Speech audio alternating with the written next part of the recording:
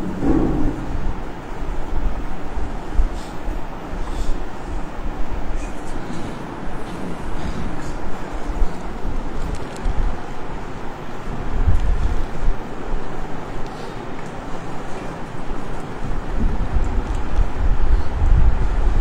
الحمد لله نحمده ونستعينه ونستغفره ونعوذ بالله من شرور أنفسنا ومن سيئات أعمالنا من يهده الله فلا مضل له ومن يضلله فلا هادي له وأشهد أن لا إله إلا الله وحده لا شريك له وأشهد أن محمدا عبده ورسوله يا أيها الذين آمنوا اتقوا الله حق تقاته ولا تموتن إلا وأنتم مسلمون يا أيها الناس اتقوا ربكم الذي خلقكم من نفس واحدة وخلق منها زوجها وبث منهما رجالا كثيرا ونساء واتقوا الله الذي تساءلون به والأرحام إن الله كان عليكم رقيبا يا أيها الذين آمنوا اتقوا الله وقولوا قولا سديدا يصلح لكم أعمالكم ويغفر لكم ذنوبكم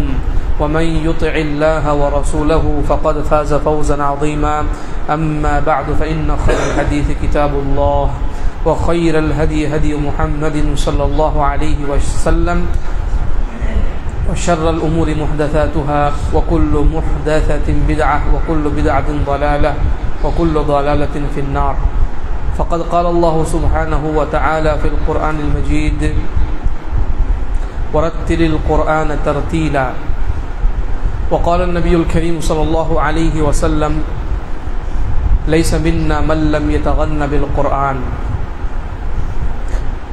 যাবতীয় প্রশংসা গুণগান আল্লাহ সুবহানাহু ওয়া তাআলার জন্য দরুদ ও সালাম অবতীর্ণ হোক সকল আম্বিয়া রাসূল আলাইহিমুস সালাতু ওয়াস সালামের উপর, বিশেষভাবে আমাদের আখিরি নবী মুহাম্মদুর রাসূল সাল্লাল্লাহু আলাইহি ওয়াসাল্লামের উপর।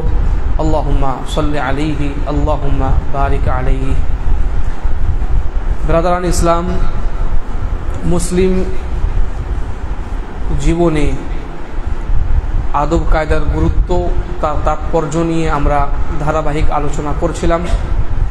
ইতিমধ্যে আমাদের 2 সপ্তাহে আমরা 2 পর্ব শেষ করেছি এবং গত সপ্তাহে আমরা জেনেছি যে প্রতিপালকের সাথে এক বান্দার আদব কায়দা কী হবে এবং আদব কায়দা রক্ষা করতে গিয়ে এক বান্দাকে কি করতে হবে সেটা আমরা জেনেছিলাম। আজকে আমাদের আলোচ্য বিষয়বস্তু হচ্ছে রাসূল এবং আসমানি গ্রন্থ কুরআনুল কারীমের সাথে আদব এবং কায়দা। সর্বপ্রথমে আমরা রাসূল সাল্লাল্লাহু আলাইহি ওয়াসাল্লামের সাথে একজন মুসলিমের আদব কায়দা কি হবে সে নিয়ে আলোচনা করব। তারপরে ইনশাআল্লাহুল আজিজ আমরা আলোচনা করব কুরআনুল কারীম সম্পর্কে আমাদের আদব কিভাবে রক্ষা করতে হবে। রাসূল সাল্লাল্লাহু আলাইহি ওয়াসাল্লাম সম্পর্কে আমরা জানি, বহুবার আমরা এই কথা শুনেছি যে রাসূল সাল্লাল্লাহু আলাইহি ওয়াসাল্লামের প্রেরণ মূলত আল্লাহ সুবহানাহু ওয়া তাআলার পক্ষ থেকে মানবতার জন্য এক মহা অনুগ্রহ। যেমনটা আল্লাহ সুবহানাহু ওয়া তাআলা নিজেই কোরআনে কারীমের মধ্যে আলোচনা করে বলেন, লাকাদ মান্নাল্লাহু আলাল মুমিনিনা ইয বা'আথা ফীহিম রাসূলাম মিন আনফুসিহিম ইয়াতলু আলাইহিম আয়াতিহি ওয়া ইউযাক্কিহিম ওয়া ইউআল্লিমুহুমুল কিতাবা ওয়াল হিকমা ওয়া ইন কানু মিন ক্বাবলু লাফি যালালিন মুবিন। নিশ্চয় আল্লাহ সুবহানাহু ওয়া তাআলা মুমিনদের উপরে বিশেষ অনুগ্রহ করেছেন, ইহসান করেছেন। তাদের মধ্য থেকেই তাদের মধ্যে একজন রাসূল প্রেরণ করেছেন যিনি তাদের উপরে আল্লাহ সুবহানাহু ওয়া তাআলার বাণীর তিলাওয়াত করেন, আয়াত তিলাওয়াত করেন, তাদের পরিশুদ্ধ করেন, পরিষ্কার পরিচ্ছন্ন করেন এবং তাদের কিতাব ও হিকমত, কিতাব ও সুন্নাতের তালিম দান করেন, যদিও তারা ইতিপূর্বে স্পষ্ট ভ্রষ্টতার মধ্যে ছিল। এই আয়াত প্রমাণ করে যে রাসূলুল্লাহ সাল্লাল্লাহু আলাইহি ওয়াসাল্লামের প্রেরণ আল্লাহর পক্ষ থেকে মানবতার জন্য এক বিশেষ অনুগ্রহ, আল্লাহ সুবহানাহু ওয়া তাআলার এক মহা অনুদান, এক বিশেষ নিয়ামত এবং ইহসান। রাসূল সাল্লাল্লাহু আলাইহি ওয়াসাল্লাম আমাদের মাঝে প্রেরিত হয়েছেন। এই জন্য আমাদের দায়িত্ব হবে, যেমন এর পূর্বে আমরা আলোচনা করেছিলাম, রাসূল সাল্লাল্লাহু আলাইহি ওয়াসাল্লামের অধিকারের রক্ষা করা। তার সাথে সাথে আমাদের জন্য আবশ্যিক ব্যাপার হবে যে রাসূল সাল্লাল্লাহু আলাইহি সাল্লামের সাথে আদব রক্ষা করা, রাসূল সাল্লাল্লাহু আলাইহি সাল্লামের সাথে যাতে বেআদবি না হয়ে যায়, এই বিষয়টির দিকেও আমাদের বিশেষ গুরুত্ব আরোপ করতে হবে, বিশেষ ধ্যান রাখতে হবে। রাসূল সাল্লাল্লাহু আলাইহি সাল্লামের সাথে আদব রক্ষা করতে হলে যেই বিষয়গুলোকে আমাদের বুঝতে হবে এবং জানতে হবে, যেই বিষয়গুলোকে আমাদের অনুধাবন করতে হবে, তা হচ্ছে এই যে যদি আমরা আদব হতে চাই, রাসূল সাল্লাল্লাহু আলাইহি সাল্লামের শানে আদব রক্ষা করতে চাই, তাহলে সর্বপ্রথমে আমাদের যে বিষয়টি করতে হবে সেটা হচ্ছে তাসদীক মা আখবার। রাসূলুল্লাহ সাল্লাল্লাহু আলাইহি সাল্লাম যাই আমাদের বলে দিয়েছেন, যেই কথা আমাদের বাতলে দিয়েছেন, যেই সম্পর্কে আমাদের অবগত করেছেন, যেই বিষয়ের সংবাদ এবং খবর আমাদের দিয়ে দিয়েছেন, সেই বিষয়ে রাসূল সাল্লাল্লাহু আলাইহি সাল্লামের সত্যায়ন করা, রাসূল সাল্লাল্লাহু আলাইহি সাল্লামকে সত্য বলে বিবেচনা করা। কোনো ব্যক্তি যদি রাসূল সাল্লাল্লাহু আলাইহি সাল্লাম থেকে প্রমাণিত কোনো সংবাদ, কোনো খবর, কোনো বিষয়কে অস্বীকার করে, রাসূল সাল্লাল্লাহু আলাইহি সাল্লাম বলে দিয়েছেন সঠিক সূত্রে সেটা প্রমাণিত হয়েছে এই জানা সত্ত্বেও সেটাকে সত্য বলে না মানে, তাহলে সেই ব্যক্তি রাসূল সাল্লাল্লাহু আলাইহি সাল্লামের আদব রক্ষা করলো না, সে একজন বেআদব উম্মতি বলে সাব্যস্ত হবে।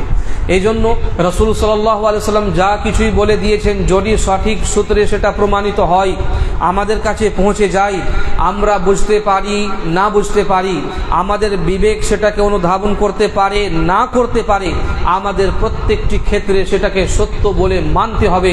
কেন, কিন্তু, আপত্তি, প্রশ্ন এই সমস্ত কিছু আমাদের মধ্যে থাকবে না। এটা হচ্ছে রাসূল সাল্লাল্লাহু আলাইহি সাল্লামের সাথে আদব রক্ষা করার একটি মাধ্যম।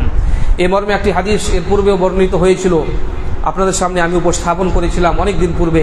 আজকে সেই হাদিসটি আবারও আপনাদের সামনে আমি ফিরে নিয়ে আসছি। হাদিসটি সহিহ বুখারী এবং সহিহ মুসলিমের মধ্যে বর্ণিত হয়েছে। রাসূলুল্লাহ সাল্লাল্লাহু আলাইহি সাল্লাম ফজরের নামাজের পরে সাহাবা কেরাম রিদওয়ানুল্লাহি আলাইহিম আজমাইনদের সামনে একটি ঘটনা উল্লেখ করলেন এবং বললেন যে একজন ব্যক্তি নিজের গরুকে হাঁকিয়ে নিয়ে যাচ্ছিল, তারপরে সে তার পিঠে চড়ে বসে এবং তাকে প্রহার করতে আরম্ভ করে।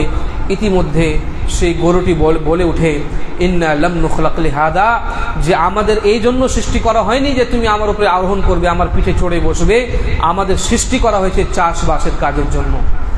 উপস্থিত সাহাবা কেরাম রিদওয়ানুল্লাহি আলাইহিম আজমাইনদের মধ্যে কিছু সাহাবী বলে উঠলেন, বাকারাত সুবহানাল্লাহ বাকারাতুন তাকাল্লাম, সুবহানাল্লাহ, আল্লাহর পবিত্রতা আমরা বর্ণনা করি, একটি গরু কথা বলছে। গরু কি কথা বলে?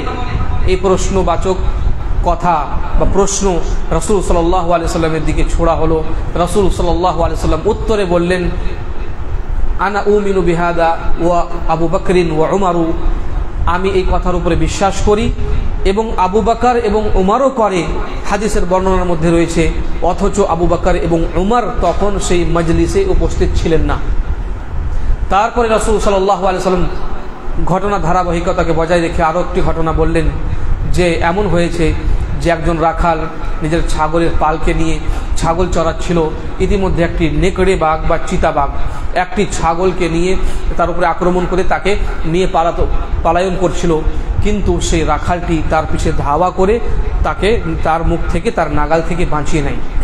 তখন সে নেকড়ে বাঘটি বা চিতাবাঘটি বলে উঠে যে আজকে তো তুমি আমার মুখ থেকে তাকে বাঁচিয়ে নিলে, সেই দিন কেমন করে বাঁচাবে যখন হিংস্র প্রাণীগুলো এই ছাগল পালের উপরে আক্রমণ করবে এবং আমি ছাড়া এই ছাগলদের আর অন্য কোনো রাখাল থাকবে না।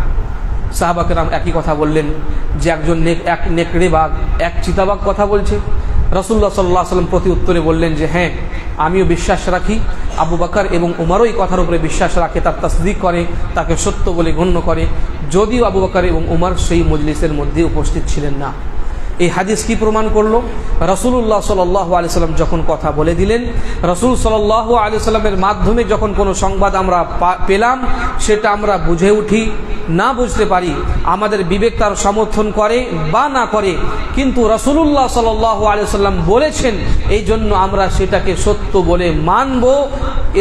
এখান থেকে বের হওয়ার আমাদের আর কোনো অবকাশ নেই। যদি আমরা এই আদব রক্ষা করতে চাই, যদি আমরা নিজের ঈমান রক্ষা করতে যাই, যদি প্রকৃতপক্ষে আমরা মুহাম্মাদুর রাসূলুল্লাহ বলে আমরা সাক্ষ্য দিয়ে থাকি যে মুহাম্মদ হচ্ছেন আল্লাহ সুবহানাহু ওয়া তাআলার বার্তাবাহক, তিনি হচ্ছেন রাসূলুল্লাহ। এই কথার উপরে যদি আমাদের বিশ্বাস থাকে তাহলে আমাদের মেনে নিতে হবে, আমাদের বিবেক বুঝুক বা না বুঝতে পারুক। এই হাদিস থেকে আমরা আরেকটি বিষয় বুঝতে পারি যে আবু বকর এবং ওমর রাদিয়াল্লাহু তাআলা আনহুমাকে এই উম্মতের উপরে এত বিশেষ মর্যাদা কেন দেওয়া হয়েছিল। আবু বকর এবং ওমর সেই মজলিসে ছিলেন না, কিন্তু রাসূলুল্লাহ সাল্লাল্লাহু আলাইহি সাল্লাম 100% শিওর ছিলেন যে এই ঘটনা যদি আবু বকর এবং ওমর শুনতো, এই মজলিসে তারা উপস্থিত থাকতো, তারা কিন্তু এটাকে অস্বীকার করতো না, সঙ্গে সঙ্গে সেটাকে সত্য বলে মেনে নিত। আমাদেরও সেই বৈশিষ্ট্য হবে, আদব রক্ষা করার একটি মাধ্যম হবে। রাসূলুল্লাহ সাল্লাল্লাহু আলাইহি সাল্লাম থেকে যা বর্ণিত সেটা আমরা পুঙ্খানুপুঙ্খভাবে বিশ্বাস করব, মনে প্রাণে বিশ্বাস করব, তার সত্যায়ন করব, বুঝতে পারি বা না পারি, নচেত কি হবে, আমাদের ঈমান হেলে যাবে। প্রত্যেকটি বিষয়কে যদি আমরা নিজের বিবেক দিয়ে মাপতে আরম্ভ করি তাহলে বলা হয়েছে কাল কিয়ামতের দিনে কোরআনে কারীমের স্পষ্ট বিবরণ, ইয়াউমা তাশহাদু আলাইহিম আলসিনাতুহুম ওয়া আইদিহিম ওয়া আরজুলুহুম। স্মরণ করো সেই কিয়ামতের দিনকে, যেদিন তাদের জিহ্বা, তাদের শরীরের অঙ্গ প্রত্যঙ্গ, তাদের হাত এবং পা সেদিন সাক্ষ্য প্রদান করবে। এই কথার উপরে আমরা তাহলে কেমন করে বিশ্বাস স্থাপন করব? এই জন্য রাসূলুল্লাহ সাল্লাল্লাহু আলাইহি সাল্লাম যা বলে দিয়েছেন, আদব হচ্ছে যে আমরা সেটাকে সঠিক বলে সত্য বলে গণ্য করব, কোনো কেন কিন্তু আমাদের মধ্যে আসবে না। তারপরে কি করতে হবে আমাদের আদব রক্ষা করার জন্য? আরেকটি গুরুত্বপূর্ণ বিষয় হচ্ছে তাআতুহু ফীমা আমার। রাসূল সাল্লাল্লাহু আলাইহি সাল্লাম যার আদেশ আমাদের দিয়েছেন, যেই বিষয়ের দিকে দিক নির্দেশনা করেছেন, সেটাকে আমরা যথাসাধ্য মানব, পদাঙ্কনের অনুসরণ করব, রাসূল সাল্লাল্লাহু আলাইহি সাল্লামের আনুগত্য করব, ইত্তিবায়ে রাসূলের জজবা আমাদের মধ্যে থাকবে। এটাও হচ্ছে রাসূল সাল্লাল্লাহু আলাইহি সাল্লামের আদব রক্ষা করার একটি মাধ্যম। রাসূল সাল্লাল্লাহু আলাইহি সাল্লামের ইত্তিবা, তার তাআত, তার অনুসরণ, তার অনুকরণ, তার আনুগত্যের ভাব যদি আমাদের মধ্যে না থাকে তাহলে প্রকৃতপক্ষে আমরা রাসূল সাল্লাল্লাহু আলাইহি সাল্লামের আদব রক্ষা করতে পারলাম না। তৃতীয় নম্বরে আমাদের যা করতে হবে সেটা হচ্ছে ইজতিনাবু মা নাহা আনহু ওয়া জাজার। রাসূলুল্লাহ সাল্লাল্লাহু আলাইহি সাল্লাম যেই বিষয় থেকে আমাদের দূরে সরতে বলেছেন, যে বিষয়কে রাসূল সাল্লাল্লাহু আলাইহি সাল্লাম নিষিদ্ধ বলে ঘোষণা করেছেন, সেখান থেকে আমরা দূরে সরে যাব, সেখান থেকে আমরা বিরত থাকব। এটা হচ্ছে আদবের একটি তাকাজা, এটা হচ্ছে রাসূল সাল্লাল্লাহু আলাইহি সাল্লামের সাথে আদব কায়দা রক্ষা করার একটি দাবি। রাসূল সাল্লাল্লাহু আলাইহি সাল্লাম বারণ করেছেন, আমি একজন উম্মতি, আমি একজন মুমিন, আমি একজন মুসলিম, আমি সচেষ্ট হব, আমার প্রচেষ্টা থাকবে সেই বিষয়ের মধ্যে লিপ্ত না হওয়া। আমরা সেখান থেকে যত দূর পারি সরে যাব, এটাও হবে রাসূল সাল্লাল্লাহু আলাইহি ওয়াসাল্লামের সাথে আদব রক্ষা করার একটি মাধ্যম। তার সাথে সাথেই ওয়াল্লা ইউবাদাল্লাহ ইল্লা মা শারা, আর একটি মাধ্যম হচ্ছে যে আমরা আল্লাহ সুবহানাহু ওয়া তাআলার উপাসনা, তার আরাধনা, তার ইবাদত সেই মাধ্যমেই করব, সেই পদ্ধতিতেই করব যেই পদ্ধতি রাসূল সাল্লাল্লাহু আলাইহি ওয়াসাল্লাম বাতলে দিয়েছেন। আমরা মন গড়া কোনো পদ্ধতি অবলম্বন করব না, দিনের মধ্যে নব উদ্ভাবিত কোনো পথ বাছাই করব না আল্লাহ সুবহানাহু ওয়া তাআলার ইবাদতের জন্য। আল্লাহ সুবহানাহু ওয়া তাআলার ইবাদত আমাদের করতে হবে, আমাদের জীবনের উদ্দেশ্য এটাই। কিন্তু আমাদের এই কথাও সর্বদা মনে রাখতে হবে যে এই ইবাদত আমাদের হবে সেই পদ্ধতিতে, যেই পদ্ধতিতে রাসূল সাল্লাল্লাহু আলাইহি ওয়াসাল্লাম ইবাদত করেছেন এবং আমাদের করতে বলেছেন, সেই মাধ্যমেই আমরা আল্লাহ সুবহানাহু ওয়া তাআলার ইবাদত করব, অন্য কোনো পথ আমরা অবলম্বন করব না। যদি আমরা রাসূল সাল্লাল্লাহু আলাইহি ওয়াসাল্লামের বাতলে দেওয়া সেই পথকে ছেড়ে দিয়ে নিজের মন গড়া কোনো পথ এবং পদ্ধতির মাধ্যমে আমরা ইবাদত করি, দিনের উপরে আমরা চলি, তাহলে প্রকৃতপক্ষে সেই ব্যক্তি হচ্ছে রাসূল সাল্লাল্লাহু আলাইহি ওয়াসাল্লামের বেআদব একজন উম্মতি, যেটাকে আমরা বিদআত বলে থাকি। বিদআত এই জন্য মারাত্মক এবং ভয়াবহ যে বিদআত প্রকৃতপক্ষে এমন একটি পদ্ধতি, এমন একটি প্রসেস যেটা মানুষকে বেআদব বানিয়ে দেয়। রাসূলুল্লাহ সাল্লাল্লাহু আলাইহি ওয়াসাল্লাম এই দ্বীনের প্রচার ও প্রসার করেছেন, সমস্ত সেই পথ বাতলে দিয়েছেন যেই পথ অবলম্বন করলে মানুষ আল্লাহ সুবহানাহু ওয়া তাআলা পর্যন্ত পৌঁছাতে পারবে, অর্থাৎ আল্লাহ সুবহানাহু ওয়া তাআলাকে সন্তুষ্ট করতে পারবে, জান্নাত পর্যন্ত পৌঁছাতে পারবে। এই সমস্ত পথ রাসূল সাল্লাল্লাহু আলাইহি ওয়াসাল্লাম যখন আমাদের সামনে সুস্পষ্টভাবে প্রকাশিত করে দিয়েছেন, আমাদের জন্য বৈধ নয়, আমাদের জন্য জায়েজ নয়, আমাদের জন্য হালাল নয়, কোনোভাবেই কাম্য নয় যে সেই পদ্ধতিকে পরিত্যাগ করে আমরা মন গড়া কোনো পদ্ধতি অবলম্বন করব। যদি কোনো ব্যক্তি করে, নিজের মতন করে শরীয়তের উপরে চলে বা মানুষকে তার দিকে ডাক দেয়, রাসূল সাল্লাল্লাহু আলাইহি ওয়াসাল্লামের পদ্ধতিকে উপেক্ষা করে নিজের নিজের পদ্ধতি মানুষের মধ্যে ছড়াই, তাহলে এটা প্রকৃত পক্ষে রাসূল সাল্লাল্লাহু আলাইহি ওয়াসাল্লামের শানে হচ্ছে বেআদবি। এই জন্য রাসূল সাল্লাল্লাহু আলাইহি ওয়াসাল্লাম যে পথ আমাদের বলে দিয়েছেন, সেই পথকে অবলম্বন করেই আমরা আল্লাহ সুবহানাহু ওয়া তাআলার ইবাদত করব। এটাও হচ্ছে রাসূল সাল্লাল্লাহু আলাইহি ওয়াসাল্লামের সাথে আদব রক্ষা করার এক অন্যতম মাধ্যম। তাছাড়া আরেকটি কাজ আমরা করব, রাসূল সাল্লাল্লাহু আলাইহি ওয়াসাল্লামকে ভালোবাসবো। যারা রাসূল সাল্লাল্লাহু আলাইহি ওয়াসাল্লামকে ভালোবাসে তাদেরকে ভালোবাসবো। রাসূল সাল্লাল্লাহু আলাইহি ওয়াসাল্লাম যেই বিষয়কে ভালোবাসতেন তাকে আমরা ভালোবাসবো। রাসূল সাল্লাল্লাহু আলাইহি ওয়াসাল্লাম যেই বিষয়কে অপছন্দ করতেন সেটাকে আমরা অপছন্দ করব। এটাও হচ্ছে রাসূল সাল্লাল্লাহু আলাইহি ওয়াসাল্লামের সাথে আদব রক্ষা করার একটি মাধ্যম। এটা কেমন করে একজন মুসলিমের জন্য শোভনীয় হতে পারে যে সে রাসূল সাল্লাল্লাহু আলাইহি ওয়াসাল্লামকে ভালোবাসে, কিন্তু রাসূল সাল্লাল্লাহু আলাইহি ওয়াসাল্লাম যেই বিষয়কে ভালোবাসতেন তাকে সে ভালোবাসে না। এটা কেমন করে হতে পারে? এটা অসম্ভব, হতেই পারে না যে রাসূল সাল্লাল্লাহু আলাইহি ওয়াসাল্লামকে কোনো ব্যক্তি প্রকৃতপক্ষে ভালোবাসে, অথচ রাসূল সাল্লাল্লাহু আলাইহি ওয়াসাল্লাম যেই বিষয়কে ভালোবাসেননি, যেই বিষয়কে অপছন্দ করেছেন, সেই বিষয়টি তার কাছে অপছন্দনীয় না হয়ে ভালোবাসার বিষয় হয়। এটা কখনো সম্ভব নয়। এই জন্য রাসূল সাল্লাল্লাহু আলাইহি ওয়াসাল্লামকে আমরা ভালোবাসবো, তার সাথে সাথে রাসূল সাল্লাল্লাহু আলাইহি ওয়াসাল্লাম যেই বিষয়কে ভালোবেসেছেন সেটা আমাদের কাছে ভালোবাসার বিষয় হবে। যেই বিষয়কে রাসূলুল্লাহ সাল্লাল্লাহু আলাইহি ওয়াসাল্লাম অপছন্দ করেছেন সেটা আমাদের কাছে অপছন্দনীয় বলে ধার্য হবে। এটাও হবে রাসূল সাল্লাল্লাহু আলাইহি ওয়াসাল্লামের সাথে আদবের একটি মাধ্যম। রাসূলুল্লাহ সাল্লাল্লাহু আলাইহি ওয়াসাল্লাম দাড়িকে পছন্দ করেছেন, দাড়ি আমাদের কাছে পছন্দনীয় হবে, ভালোবাসার বিষয় হবে। অপরদিকে যখন রাসূল সাল্লাল্লাহু আলাইহি ওয়াসাল্লামের নিকটে এমন একজন ব্যক্তি উপস্থিত হলেন যে ব্যক্তির দাড়ি ছিল না, দাড়ি চাঁচা ছিল, তবে মোচগুলো অনেক বড় বড় ছিল, রাসূল সাল্লাল্লাহু আলাইহি ওয়াসাল্লাম তাকে ঘৃণা করলেন, তার দিকে দেখতে পছন্দ করলেন না। তাহলে আমাদের মধ্যেও কিন্তু এই অনুভূতি কাজ করবে। যারা দাড়ি রাখে না, যারা শুধুমাত্র মোচ রাখে আবার বড় বড় করে রাখে, তাদেরকেও আমরা অন্তর থেকে পছন্দ করব। এটাই হচ্ছে রাসূল সাল্লাল্লাহু আলাইহি ওয়াসাল্লামের সাথে আদব রক্ষা করার একটি মাধ্যম। এরকমভাবে একাধিক উদাহরণ আপনারা নিজে থেকেই বুঝতে পারেন। তাছাড়াও রাসূল সাল্লাল্লাহু আলাইহি ওয়াসাল্লামের সাথে আদব রক্ষা করার জন্য আমাদের যে কাজটি করতে হবে সেটা হচ্ছে বেশি বেশি দরুদ পাঠ করা। এটি রাসূল সাল্লাল্লাহু আলাইহি ওয়াসাল্লামের অধিকারও বটে। যেমন আমরা এর পূর্বে আলোচনা করেছিলাম, আমাদের বেশি বেশি রাসূল সাল্লাল্লাহু আলাইহি ওয়াসাল্লামের জন্য দরুদ এবং সালাম পাঠ করতে হবে। এবং এই মর্মে বিভিন্ন হাদিস বর্ণিত হয়েছে। আমি শুধুমাত্র একটি হাদিস আপনাদের সামনে উপস্থাপন করব। রাসূলুল্লাহ সাল্লাল্লাহু আলাইহি ওয়াসাল্লাম বলেন, মান সাল্লা আলাইহি ওয়াহিদাতান সাল্লাল্লাহু আলাইহি আশরান, যে ব্যক্তি আমার উপরে একবার দরুদ পাঠ করবেন আল্লাহ সুবহানাহু ওয়া তাআলা তার প্রতি 10টি রহমত বর্ষণ করবেন। এই জন্য প্রতিনিয়ত প্রত্যেক দিন কমপক্ষে সকাল সন্ধ্যা আমাদের 10 বার করে রাসূলুল্লাহ সাল্লাল্লাহু আলাইহি ওয়াসাল্লামের উপরে দরুদ পাঠ করা উচিত, সালাম পাঠ করা উচিত। এর মাধ্যমে আমাদেরই মর্যাদা বৃদ্ধি হবে, আমাদেরই গুনাহ খাতা মাফ হবে, আল্লাহ সুবহানাহু ওয়া তাআলার নিকটে আমরা অনেক বেশি মর্যাদা পাবো। তো এই সমস্ত মাধ্যমে আমরা রাসূল সাল্লাল্লাহু আলাইহি ওয়াসাল্লামের যে আদব তার রক্ষা করতে পারি। এখানে আরেকটি অত্যন্ত গুরুত্বপূর্ণ বিষয় হচ্ছে যে রাসূল সাল্লাল্লাহু আলাইহি ওয়াসাল্লামের সাথে যে আদব রক্ষা করতে হবে, এত গুরুত্বপূর্ণ বিষয়, এত মূল্যবান একটি বিষয় যে আমরা মনে হলো তো করলাম আর না হলো তো ছেড়ে দিলাম, এমন কোনো বিষয় নয়। কোরআনে কারিমে যারা অধ্যয়ন করে তারা নিশ্চয়ই এই কথাটি জানে।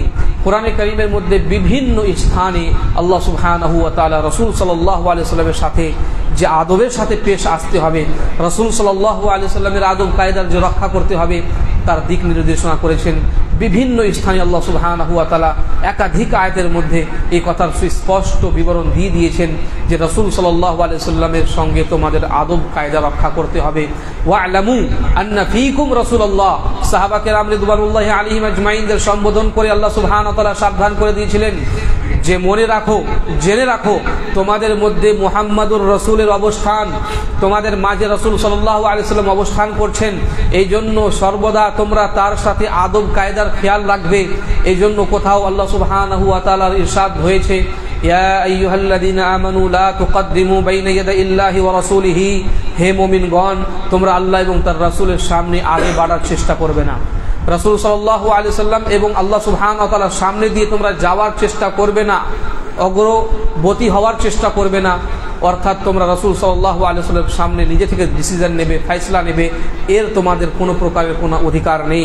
অন্য এক আয়াতের মধ্যে আল্লাহ সুবহানাহু ওয়া তাআলা এও বলেছেন, ইয়া আইয়ুহাল্লাযিনা আমানু লা তারফাউ আসওয়াতাকুম ফাওকা সাওতিন নবী, যে হে মুমিনগণ তোমরা নিজের আওয়াজকে রাসূল সাল্লাল্লাহু আলাইহি ওয়াসাল্লামের আওয়াজের উপরে উঁচু করবে না, যেমনটা এর পূর্বেও এর সম্পর্কে আলোচনা হয়েছিল।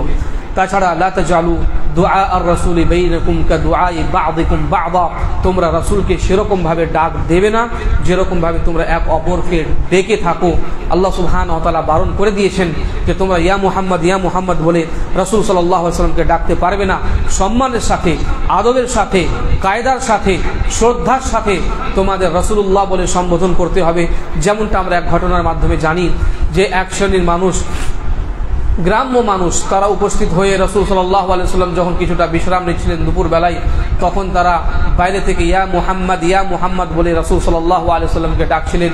আল্লাহ সুবহানাহু ওয়া তাআলা এই বেআদবের ঘটনা পছন্দ করেননি এবং সূরা হুজরাতের মধ্যে আয়াত অবতীর্ণ করেছিলেন, ইন্নাল্লাযীনা ইউনাদুনাকা মিন ওয়ারাইল হুজরাতি আকসারুহুম লা ইয়াকিলুন ওয়ালাউ আন্নাহুম সাবারু হাত্তা তাখরুজা ইলাইহিম লাকানা খায়রান লাহুম, যে যারা আপনাকে আপনার নাম ধরে ডাকছিল, ইন্নাল্লাযীনা ইউনাদুনাকা মিন ওয়ারাইল হুজরাত, রুমের পিছন থেকে যারা আপনাকে ডাক দিচ্ছিল তাদের অধিকাংশ এমন যারা কিছুই বুঝে না, নির্বোধ মানুষ তারা। আল্লাহ সুবহানাহু ওয়া তাআলা তাদের এই আন্দাজকে না পছন্দ করে বলেছেন আকতারুহুম লা ইয়াকিলুন, তাদের কাছে বোঝার শক্তি নেই।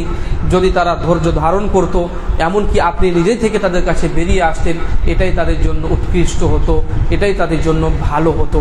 বলা বাহুল্য, আপনাকে আমি এই কথাই বোঝাতে চাইছি যে কোরআনে কারীমের মধ্যে এত সমস্ত স্থানে আল্লাহ সুবহানাহু ওয়া তাআলা এই যে আদবের কথাগুলো উল্লেখ করেছেন, এটা আমাদের বোঝানোর জন্য যে রাসূল সাল্লাল্লাহু আলাইহি ওয়াসাল্লাম যদি জীবিত থাকেন তবুও, এবং রাসূল সাল্লাল্লাহু আলাইহি ওয়াসাল্লামের গত হয়ে যাওয়ার পরেও এই উম্মতের জন্য একান্ত জরুরি বিষয় হচ্ছে যে তারা রাসূল সাল্লাল্লাহু আলাইহি ওয়াসাল্লামের অধিকারগুলো পূর্ণ করবে, তার সাথে সাথে আবশ্যিকভাবে রাসূল সাল্লাল্লাহু আলাইহি ওয়াসাল্লামের সাথে যে আদব কায়দাগুলো রয়েছে তার দিকে বিশেষ লক্ষ্য রাখবে। এবার আমরা আসি আল্লাহ সুবহানাহু ওয়া তাআলার আসমানি গ্রন্থ, সর্বশেষ সর্বচূড়ান্ত গ্রন্থ কোরআনুল কারীমের সাথে আমরা কি আদব রক্ষা করব এবং কেমন করে করব। কোরআনে কারীমের ফজিলত, মর্যাদা, তার মাহাত্ম্য নিয়ে আমি বর্ণনা করব না, শুধুমাত্র দু একটি হাদিস বলে আমরা তার আদব কায়দার দিকে চলে যাব। কোরআনে কারীম সম্পর্কে আমরা মাঝে মাঝে শুনে থাকি এবং কোরআনে কারীম সম্পর্কে আমাদের প্রত্যেকের ধারণা সুস্পষ্ট থাকা উচিত যে কোরআনে কারীম মানুষ রচিত কোনো গ্রন্থ নয়, বরং আল্লাহ সুবহানাহু ওয়া তাআলার কালাম। কোরআন হচ্ছে কালামুল্লাহ, আল্লাহ সুবহানাহু ওয়া তাআলার বাণী, আল্লাহ সুবহানাহু ওয়া তাআলার কথা। এই জন্য কোরআনে কারীমের সাথে আমাদের এক সম্পর্ক থাকবে, তার সাথে সাথে তার অধিকারগুলো আমরা পূর্ণ করব এবং কোরআনে কারীমের তিলাওয়াতের ক্ষেত্রে যে সমস্ত আদব কায়দার লিহাজ রাখা দরকার তার দিকেও কিন্তু আমাদের বিশেষ নজর থাকতে হবে। কোরআনে কারীম সম্পর্কে রাসূল সাল্লাল্লাহু আলাইহি ওয়াসাল্লামের এই হাদিস আমরা সকলেই জানি, যদিও অনুধাবন করি না। সেটা হচ্ছে খায়রুকুম মান তাআল্লামাল কোরআন ওয়া আল্লামাহ। কোরআনে কারীম সম্পর্কে রাসূলুল্লাহ সাল্লাল্লাহু আলাইহি ওয়াসাল্লাম বলে দিয়েছেন, তোমাদের মধ্যে সর্বোত্তম ব্যক্তি হচ্ছে সেই যে কোরআনে কারীমকে শিখে এবং শেখায়, যে তাআল্লুম এবং তালিমের মধ্যে জড়িয়ে আছে, যে শিখছে এবং শিখাচ্ছে, এরাই হচ্ছে সর্বোত্তম তোমাদের মধ্যে। এখান থেকে আমরা বুঝতে পারি যে কোরআনে কারীম এমন একটি গুরুত্বপূর্ণ কিতাব যে এর সাথে যদি আপনি আপনার সম্পর্ক জড়িত করেন তাহলে এই মর্যাদা আপনি পেয়ে যাবেন। না হয় কোরআন আপনি শিখুন, আর কোরআন যদি শিখে থাকেন তাহলে কোরআন আপনি শিখান। এই দুটির মধ্যে যদি আপনি ব্যতিব্যস্ত থাকতে পারেন, রাসূলুল্লাহ সাল্লাল্লাহু আলাইহি ওয়াসাল্লাম আপনাকে এই সুসংবাদ দিয়েছেন যে মানুষের মধ্যে তোমরাই হচ্ছে সর্বোত্তম। তাছাড়া একটি হাদিসের মধ্যে রাসূলুল্লাহ সাল্লাল্লাহু আলাইহি ওয়াসাল্লাম এই কথাও বলেছেন, আহলুল কোরআন আহলুল্লাহ ওয়া খাসাতুহু, যারা কোরআনের ধারক বাহক তারা হচ্ছে আল্লাহর পরিবার, তারা হচ্ছে আল্লাহর বিশেষ বান্দা, তার খাস বান্দা, তার নিকটবর্তী বান্দা। এখান থেকে আমরা বুঝতে পারি যে কোরআন এমন এক কিতাব, যত বেশি তার সাথে আপনি আপনার সম্পর্ক দৃঢ় করবেন, মহান রব্বুল আলামিনের সাথে আপনার সম্পর্ক তত বেশি দৃঢ় হবে। এই জন্য কোরআনে কারীম আমাদের অনুধাবন করতে হবে, কোরআনে কারীমের সাথে আমাদের সম্পর্ক আরও মজবুত করতে হবে, আরও দৃঢ় করতে হবে। এমনকি হাদিসের মধ্যে এটা বর্ণিত হয়েছে যে অন্তরের মধ্যে যদি মরিচা লাগে, অন্তর যদি মরিচা যুক্ত হয়ে যায়, তাহলে কোরআনে কারীমের মাধ্যমে আমরা অন্তরের এলাজ এবং চিকিৎসা করতে পারবো। যেমনটা রাসূলুল্লাহ সাল্লাল্লাহু আলাইহি ওয়াসাল্লাম হাদিসের মধ্যে বর্ণনা করেছেন, বাইহাকির মধ্যে এই হাদিসটি বর্ণিত হয়েছে। রাসূলুল্লাহ সাল্লাল্লাহু আলাইহি ওয়াসাল্লাম বলেন, ইন্নাল কুলুবা তাসদাউ কামা ইয়াসদাউ আল হাদিদ, নিশ্চয় অন্তর মরিচাযুক্ত হয় যেমনটা মরিচা পড়ে লোহার উপরে। রাসূলুল্লাহ সাল্লাল্লাহু আলাইহি ওয়াসাল্লামকে বলা হলো, ওয়ামা জিলাউহা, যে আল্লাহর রাসূল যদি অন্তর মরিচাযুক্ত হয়ে যায় তাহলে মরিচা মুক্ত হওয়ার উপায় কি? রাসূলুল্লাহ সাল্লাল্লাহু আলাইহি ওয়াসাল্লাম বললেন, তিলাওয়াতুল কোরআন ওয়া যিকরুল মাউত, অন্তরের মধ্যে যেই মরিচা পড়ে সেটা থেকে মুক্তি পেতে হলে তোমাদের কোরআনে কারীম তিলাওয়াত করতে হবে এবং মরণকে বেশি বেশি স্মরণ করতে হবে। এই জন্য কোরআনে কারীম অত্যন্ত গুরুত্বপূর্ণ একটি বিষয়, একটি কিতাব, একটি গ্রন্থ, যার সাথে প্রত্যেক মুসলমানের সম্পর্ক থাকা জরুরি। এবং এখানে একটি পয়েন্ট আপনাকে বলে দিই, আমরা এখন পর্যন্ত শুনেছি যে কবরের মধ্যে 3টি প্রশ্ন হবে। কবরের মধ্যে একজন ব্যক্তিকে কয়টি প্রশ্ন করা হবে? 3টি প্রশ্ন করা হবে। কিন্তু এই কথাও আপনাকে জেনে রাখা দরকার যে যখন আপনি 3টি প্রশ্নের সঠিক উত্তর দিয়ে দিবেন বা না দিতে পারবেন, আপনাকে চতুর্থ প্রশ্ন করা হবে। এবং চতুর্থ প্রশ্ন কিন্তু এই কোরআনে কারীম সম্পর্কিতই হবে। হাদিসের মধ্যে বর্ণিত হয়েছে, যখন কোনো ব্যক্তিকে জিজ্ঞাসা করা হয় মার রাব্বুকা, তোমার রবকে, সে সঠিক উত্তর দেয়। যখন তাকে জিজ্ঞাসা করা হয় তোমার দিন কি, তার সঠিক উত্তর হয়। যখন তাকে জিজ্ঞাসা করা হয় তোমার দিকে কোন ব্যক্তিকে রাসূল হিসাবে প্রেরণ করা হয়েছিল, সে যখন উত্তর সঠিক দেয়, তখন তাকে চতুর্থ প্রশ্ন করা হয় যে তুমি এই সমস্ত বিষয়ের ইনফরমেশন, জানকারি কোথা থেকে পেয়েছিলে, কোথা থেকে এই সমস্ত তথ্য পেয়েছিলে, কেমন করে তুমি জানতে পেরেছিলে তোমার প্রতিপালক হচ্ছেন আল্লাহ, কেমন করে তুমি এই কথা জানতে পেরেছিলে যে একমাত্র মনোনীত ধর্ম যাকে মেনে চললে তুমি দুনিয়া এবং আখিরাতে সফল কাম হবে তা হচ্ছে ইসলাম, তুমি কেমন করে মুহাম্মদ বা তোমার নবীকে চিনতে পেরেছিলে? তখন তার উত্তর হবে কারাতু কিতাবাল্লাহি ফাআমানতু ওয়া সাদ্দাকতু, আমি আল্লাহর কিতাব পড়েছিলাম, বিশ্বাস করেছিলাম, তার সত্যায়ন করেছিলাম। তার মানে কোরআনে কারীমের সাথে আপনার সম্পর্ক থাকাই লাগবে।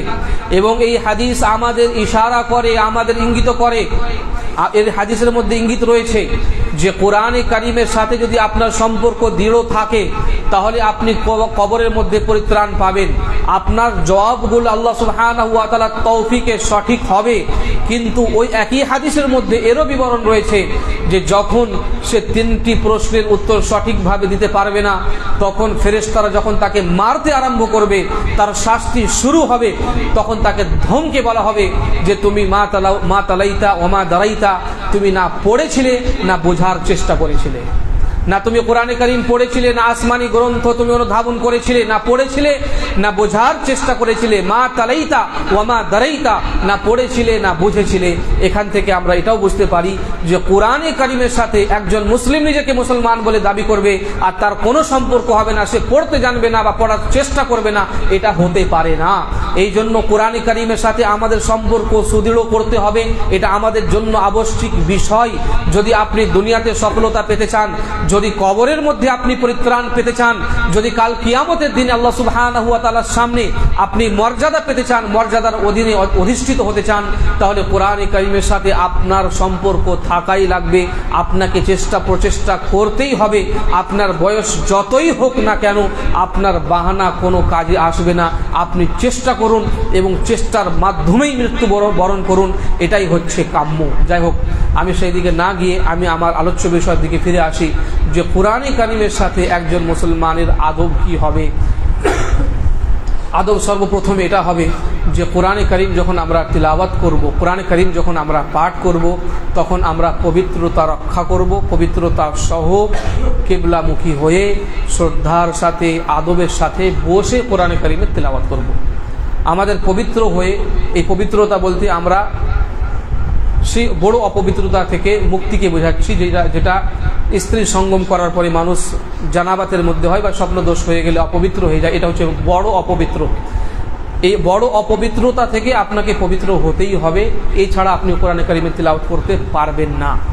ছোট যেটা অপবিত্রতা, যেটা পাখানা পেচ্ছাপ করলে হয় বা বায়ু নির্গত হলে হয়, অর্থাৎ এক কথায় আপনার অজু ভঙ্গ হয়ে গেছে, আপনি অজুতে নেন, এমন অবস্থাতে কোরআন পড়া যাবে কি যাবে না যদিও দ্বিমতের মধ্যে রয়েছে, তবে আমাকে আর আপনাকে চেষ্টা এটাই করতে হবে যে অজু থাকা অবস্থায় আমরা কোরআনে কারীমের তিলাওয়াত করব।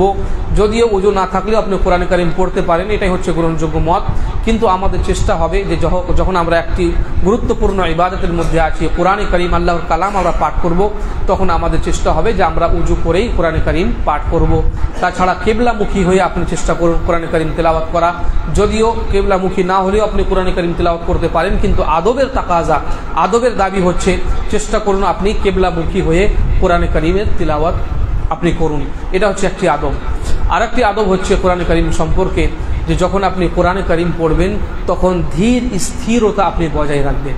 ওয়ারাত্তিলিল কোরআনা তারতিলা, আল্লাহ সুবহানাহু ওয়া তাআলা বলেন যে কোরআনে কারীমকে তোমরা ধীর স্থিরভাবে ধীরে ধীরে সুস্পষ্টভাবে পড়ো।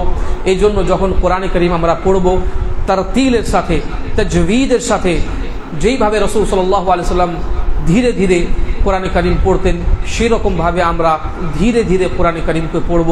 কোনো তাড়াহুড়া করব না, কোরআন তাড়াতাড়ি শেষ করতে হবে, যত দ্রুত শেষ করা যায় আমি বাঁচি, এরকম আমাদের মানসিকতা হবে না। যেমনটা আমরা মানসিকতা দেখি এক শ্রেণীর হাফিজদের মধ্যে বা এক শ্রেণীর মানুষদের মধ্যে, বিশেষ করে রমজান মাসের তারাবির রাতগুলোতে। অনেক জায়গায় আমরা জানি যেখানে আয়োজন করা হয় যে 3 দিনে এখানে তারাবির নামাজ শেষ করে দেওয়া হয় এবং মানুষ সেখানে সমুদ্রের স্রোতের মতো মানুষ সেখানে একত্রিত হয়।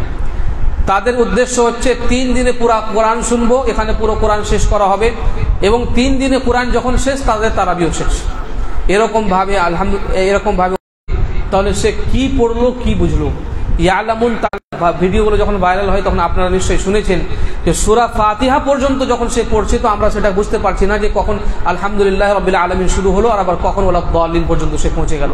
এরকমভাবে কোরআনে কারীমের তিলাওয়াত করা প্রকৃত পক্ষে আল্লাহ সুবহানাহু ওয়া তাআলার এই আসমানি গ্রন্থ, আল্লাহ সুবহানাহু ওয়া তাআলার কালামের সাথে বেআদবি করা। এই জন্য রাসূলুল্লাহ সাল্লাল্লাহু আলাইহি সাল্লাম বলেন, মান ক্বারা আল কোরআন ফি আকাল্লা মিন 3 লাম ইয়াফকাহু, যেই ব্যক্তি 3 দিনের কমে কোরআনে কারীম পুরো পড়ে শেষ করবে প্রকৃত পক্ষে সে কোরআনে কারীম বুঝেনি, তার মানে কোরআনে কারীমের সাথে সে বেআদবি করেছে। এবং অন্যান্য হাদিসের আলোকে আমরা জানতে পারি কমপক্ষে কোরআনে কারীমকে যদি কেউ খুব দ্রুত পড়তে চায় তাহলে কমপক্ষে সেটাকে সে 7 দিনে পড়বে, 7 দিনের আগে কোরআনে কারীমকে পড়া যাবে না। তাহলে কোরআনে কারীমের একটি আদব রক্ষার ব্যাপার হচ্ছে যে আমরা যখন কোরআনে কারীম পড়ব তখন ধীর স্থিরতা বজায় রেখে ধীরে ধীরে স্পষ্টভাবে আমরা কোরআনে কারীমকে পড়ব। আরেকটি ব্যাপার হচ্ছে যে কোরআনে কারীম যখন আমরা পড়ব সুমধুর কণ্ঠে এবং সুরে কোরআনে কারীমের তেলাওয়াত করব। এই জন্য যে রাসূল সাল্লাল্লাহু আলাইহি ওয়াসাল্লাম আমাদের এই বিষয়ে উৎসাহ প্রদান করেছেন। রাসূলুল্লাহ সাল্লাল্লাহু আলাইহি ওয়াসাল্লাম বলেন, যায়্যিনুল কোরআন বিআসওয়াতিকুম, কোরআনকে তোমরা নিজের আওয়াজ দিয়ে নিজের সুর দিয়ে সুসজ্জিত করো। অন্য এক হাদিসের মধ্যে রাসূলুল্লাহ সাল্লাল্লাহু আলাইহি ওয়াসাল্লাম বলেন, লাইসা মিন্না মান লাম ইয়াতাগান্না বিল কোরআন, যারা কোরআনে কারীম পড়ার সময় সুর ব্যবহার করে না, সুমধুর সুরে পড়ার চেষ্টা করে না, তারা আমাদের অন্তর্ভুক্ত নয়। বোঝা গেল কোরআনে কারীম যখন আমরা পড়ব আদবের দাবি হচ্ছে যে আমাদের আল্লাহ সুবহানাহু ওয়া তাআলা যে সুর দিয়েছেন, আমাদের সুন্দর আওয়াজ দিয়েছেন, আমরা চেষ্টা করব সেই সুরে আমরা কোরআনে কারীম পাঠ করি। তবে এখানে বিশেষ উল্লেখযোগ্য বিষয় হচ্ছে যে যেই সুর আল্লাহ তাআলা আমাদের দিয়েছেন রিয়েল ন্যাচারাল, সেটা দিয়ে আমরা কোরআনে কারীম পড়ব। আমরা কৃত্রিমতা দেখাবো না, আমরা শো অফ করব না। যেমনটা আমরা এখন বর্তমান সমাজে দেখি, কিছু মানুষ রয়েছে যারা কোরআনে কারীম পড়েই না, আর কিছু মানুষ কোরআনে কারীম পড়তে গিয়ে কোরআনে কারীমের সুরের দিকে মানে কোরআনে কারীমের অর্থের দিকে তাল না দিয়ে সুরের দিকে এত বেশি তাল দেয়, তার এত বেশি ধ্যান রাখে, তার দিকে এত বেশি মানে শেখার চেষ্টা করে যে কোরআনে কারীমের কেমন করে পড়ব, কোথায় আমার সুরটা বেশি হবে, কোথায় আমার আওয়াজটা নিচে হবে, এই সমস্ত জিনিসের মধ্যে নিজের সময়কে লাগাই এবং কৃত্রিমতার ভাব তার কোরআনের তিলাওয়াতের মধ্যে ফুটে আসে। আমরা অনেক সময় সোশ্যাল মিডিয়ার মধ্যে ভিডিও দেখি, আমরা দেখি যে কোরআন ওকে শেখানো হচ্ছে এরকম করে হাতের ইশারায়, এই যে এরকম যে শেখানো হয়, এটা কিন্তু রাসূল সাল্লাল্লাহু আলাইহি ওয়াসাল্লামের আদর্শ নয়, সাহাবায়ে কেরামদের আদর্শ নয়। কোরআনে কারীম আপনি পড়বেন, আপনাকে যে আল্লাহ সুবহানাহু ওয়া তাআলা সুর দান করেছেন, সুমধুর কণ্ঠ দিয়েছেন, সেই আন্দাজ সেই সুরকে কেন্দ্র করে আপনি কোরআনে কারীমের তেলাওয়াত করুন। আপনাকে যেমন গানের মধ্যে সা রে গা মা পা শেখানো হয়, কোথায় আপনার আওয়াজ উপরে যাবে, কোথায় আপনার আওয়াজ মধ্যখানে থাকবে, কোথায় আবার আপনার আওয়াজ শেষের দিকে একদম নিম্নে যাবে, একের পর এক কিরকমভাবে আপনার আওয়াজগুলো চেঞ্জ হবে, এগুলোর মধ্যে সময় অতিবাহিত করা কোনো নেকির কাজ নয়। কোরআনে কারীমকে সুর করে পড়তে হবে রাসূল সাল্লাল্লাহু আলাইহি ওয়াসাল্লামের যে আদেশ তার অন্তর্ভুক্ত নয়, বরং অনেক পর্যায়ে যদি গানের সাথে তাল মিলিয়ে তার সাদৃশ্য গ্রহণ করে এরকম করা হয় তাহলে এটাও কিন্তু কোরআনে কারীমের সাথে বেয়াদবি হয়ে যাবে। এই জন্য এই সমস্ত বিষয় থেকে আমাদের দূরে সরে থাকতে হবে এবং আল্লাহ সুবহানাহু ওয়া তাআলা যে আওয়াজ আমাদের দিয়েছেন সেইভাবে আমরা কোরআনে কারীমের তিলাওয়াত করব। কোরআনকে সুর করে পড়ার অর্থ এই নয় যে সুরের দিকেই আমরা লক্ষ্য করব, যেমনটা ভারত উপমহাদেশের মানুষেরা করে থাকে। অর্থ বুঝুক বা না বুঝুক, কে কতটা টান দিল, কার আওয়াজের মধ্যে কত বেশি পাওয়ার আছে, কে বেশি ঝংকার দিয়ে পড়তে পারলো, কার আওয়াজটা শুনতে আমাদের বেশি ভালো মনে হলো, গানের কাছাকাছি কে বেশি কোরআন পড়তে পারলো, আমরা মনে করি এটাই হচ্ছে সব থেকে বড় কারি। আমাদের ভুল ধারণা, এই ধারণা আমাদের চেঞ্জ করতে হবে। কোরআনে কারীমকে সুর করে পড়ার মানে হচ্ছে তার তীরের সাথে পড়া, তাজবীদের সাথে পড়া। আপনি সুন্দরভাবে যেখানে যতটা টানতে হয় সেখানে ততটা টেনে, যে অক্ষরকে যেখান থেকে বের করতে হয় তার মাখরাজের খেয়াল রেখে আপনি যখন পড়বেন, এটাই হচ্ছে সুর। এরকমভাবে আমাদের কোরআনে কারীম পড়তে হবে। আল্লাহ সুবহানাহু ওয়া তাআলা আমাদের বোঝার তৌফিক দান করুন, আমিন। এরকমভাবে কোরআনে কারীমের আরেকটি আদব হচ্ছে যে আপনি যখন কোরআনে কারীম তিলাওয়াত করবেন তখন আপনি তার অর্থ, তার তাৎপর্য অনুধাবন করবেন। আপনি তার মধ্যে কি রয়েছে, আল্লাহ সুবহানাহু ওয়া তাআলা কি পেগাম দিয়েছেন, কি বার্তা আমাদের দিয়েছেন, এটা হচ্ছে আল্লাহর কালাম। এই মানসিকতার সাথে আমরা কোরআনে কারীমের তিলাওয়াত করব। শুধুমাত্র কোরআন পড়তে শিখলাম, কোরআন বোঝার আমরা কখনো চেষ্টা করলাম না, এটাও যাতে না হয়, এটাও কিন্তু কোরআনে কারীমের সাথে একটি বেয়াদবির ব্যাপার। আল্লাহ সুবহানাহু ওয়া তাআলা বলেন, কিতাবুন আনজালনাহু ইলাইকা মুবারাক লিয়াদাব্বারু আয়াতিহি ওয়া লিয়াতাযাক্কারা উলুল আলবাব, যেই কিতাব আমি আপনার দিকে অবতীর্ণ করেছি সেই কিতাব হচ্ছে মুবারক, বরকতময়। উদ্দেশ্য হচ্ছে যাতে মানুষ তার আয়াতের মধ্যে তাদাব্বুর, তাফাক্কুর করতে পারে, চিন্তা ভাবনা করতে পারে, গর ও ফিকর করতে পারে, এবং যারা বুদ্ধিজীবী মানুষ তারা সেখান থেকে উপদেশ এবং নসিহত গ্রহণ করতে পারে। বোঝা গেল কোরআনে কারীমের অবতীর্ণর পিছনে আল্লাহ সুবহানাহু ওয়া তাআলার উদ্দেশ্য হচ্ছে মানুষ যাতে অনুধাবন করে, মানুষ যাতে তার অর্থ বুঝে, চিন্তা ভাবনা করে। এই জন্য আমাদের জন্য অনেক বেশি আবশ্যিক হচ্ছে একদিকে আমরা কোরআনে কারীম পড়ব, পড়ার চেষ্টা করব, শিখব, তার সাথে সাথেই এই কোরআন কোন বার্তা বহন করে, তার মধ্যে আল্লাহ সুবহানাহু ওয়া তাআলা আমাদের কি মেসেজ দিয়েছেন, কি বার্তা দিয়েছেন, সেটাও তার সাথে সাথে আমরা বোঝার চেষ্টা করব।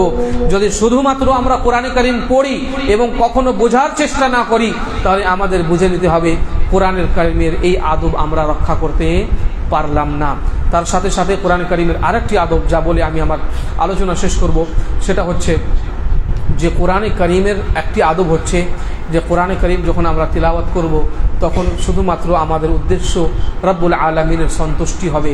তার কালাম আমরা পড়ছি, তার বাণী আমরা পড়ছি, তার কোরআনের তিলাওয়াত আমরা করছি, আমাদের উদ্দেশ্য হবে নেকি পাওয়া, আল্লাহ সুবহানাহু ওয়া তাআলার সন্তুষ্টি অর্জন করা, আল্লাহ সুবহানাহু ওয়া তাআলার নৈকট্য লাভ করা। দুনিয়ার কোনো স্বার্থ, কোনো উদ্দেশ্য যাতে আমাদের অন্তরের মধ্যে না থাকে। কোরআনে কারীম পড়ছি যাতে মানুষ আমাকে কারি বলে, কোরআনে কারীমের মধ্যে এক্সট্রা আমি সুর লাগাচ্ছি যাতে মানুষের মধ্যে আমার প্রদর্শনী হয় বা মানুষের মধ্যে আমার সুখ্যাতি পৌঁছে যায় বা ছড়িয়ে যায়, এরকম যাতে আমাদের উদ্দেশ্য না হয়। যদি এরকম আমাদের অন্তরের মধ্যে উদ্দেশ্য থাকে তার মানে এই কিতাবের আদব আমি রক্ষা করতে পারলাম না। রাসূলুল্লাহ সাল্লাল্লাহু আলাইহি ওয়াসাল্লাম এই মর্মে বলেন, আল জাহিরু বিল কোরআন কাল জাহির বিস সাদাকা, কোরআন পড়ে যে নিজের প্রদর্শন করে, নিজের প্রচার করে, সেই ব্যক্তি তারই মতো যে সাদকা করে নিজের প্রচার করে থাকে। সাদকা ও খায়রাত করে মানুষ যেরকম নিজের প্রচার ও প্রসার করে, এবং আল্লাহ সুবহানাহু ওয়া তাআলা বারণ করেছেন, রাসূলুল্লাহ সাল্লাল্লাহু আলাইহি ওয়াসাল্লাম হুমকি দিয়েছেন, জাহান্নামের কথার উল্লেখ করেছেন, একই ব্যাপার কোরআনের জন্য। কিন্তু কখনো কখনো আমরা জানি যে গুপ্তভাবে কোরআনে কারীম, গুপ্তভাবে গোপনীয়ভাবে সাদকা করাই হচ্ছে আল্লাহ সুবহানাহু ওয়া তাআলার নিকটে বেশি উত্তম। কিন্তু কখনো কখনো প্রকাশ্যে সাদকা করাটাও উত্তম যাতে মানুষ উৎসাহ পায়।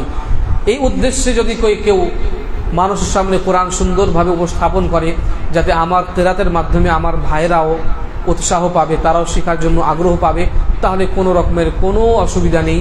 কিন্তু আমাদের চেষ্টা করতে হবে বেশি বেশি গোপনীয়ভাবে আমরা যাতে কোরআন পড়ি, আর যখন আমরা পড়ব মানুষের সামনে প্রকাশ করব না 1 মাসের মধ্যে আমি কোরআন শেষ করেছি, একদিনে আমি এত বেশি কোরআন পড়ি, এগুলো কোনো প্রয়োজন নেই। কোরআন আপনি পড়ুন আল্লাহ সুবহানাহু ওয়া তাআলার সন্তুষ্টির জন্য, আল্লাহ সুবহানাহু ওয়া তাআলার নৈকট্য লাভ করার জন্য, বেশি বেশি আজর ও সওয়াবের জন্য। এটিও হবে কোরআনে কারীমের একটি আদব। এবং আরও একটি আদব হচ্ছে এই যে কোরআনে কারীমের ধারক আর বাহক যখন আপনি হবেন, তখন আপনি কিন্তু অন্যান্য মানুষের বৈশিষ্ট্য থেকে আপনার বৈশিষ্ট্য এবং কোয়ালিটি কিন্তু আলাদা হবে। যেমন হযরত আব্দুল্লাহ বিন মাসউদ রাদিয়াল্লাহু তাআলা বলেন যে কারিউল কোরআন হবে, যে কোরআনের ধারক এবং বাহক হবে, তো কোরআনের ধারক বাহকের যে বৈশিষ্ট্য হয় সেই বৈশিষ্ট্যতে তাকে বৈশিষ্ট্য মণ্ডিত হতে হবে, সেই গুণে তাকে গুণান্বিত হবে। যখন মানুষ রাত্রের বেলায় ঘুম পাড়বে, কোরআনের ধারক এবং বাহকের উচিত হবে তখন সে রাত্রে জেগে কোরআনে কারীমের তিলাওয়াত করবে এবং তাহাজ্জুদের নামাজ পড়বে। দিনের বেলায় যখন মানুষ ইফতার রোজা রাখবে না, তখন কোরআনের ধারকের জন্য উচিত হবে যে সে দিনের বেলায় রোজা রাখবে। যখন মানুষ হাসি ঠাট্টা করবে, তখন সে নিজের অন্তরের মধ্যে তাকওয়া অবলম্বন করবে। মানুষ যখন দুনিয়া নিয়ে ব্যতিব্যস্ত থাকবে, তখন সে আল্লাহ সুবহানাহু ওয়া তাআলার নিকটে কান্না করবে। এই সমস্ত গুণ এবং কোয়ালিটি তাদের মধ্যে থাকা উচিত। এটিও একটি আদব হিসাবে উল্লেখিত হয়েছে। এখানে আমি আমার আলোচনা শেষ করছি। بارك الله لنا ولكم في القرآن العظيم ونفعني وإياكم بالآيات والذكر الحكيم إنه تعالى جواد كريم ملك بر رؤوف رحيم.